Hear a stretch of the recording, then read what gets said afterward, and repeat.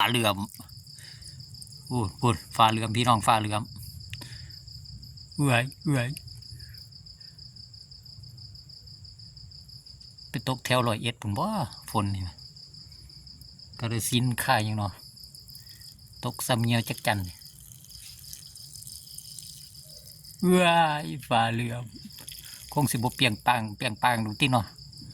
เพราะบ่เคยสาบานกับผู้ใดบ่เคยตัวไผเอ้ยปอด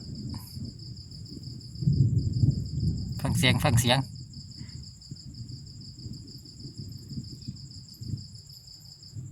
กูถ่ายได้พอดีวะ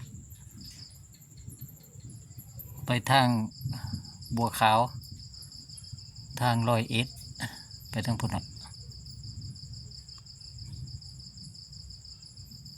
เว้ยเจี๊ยดจัดเก็บ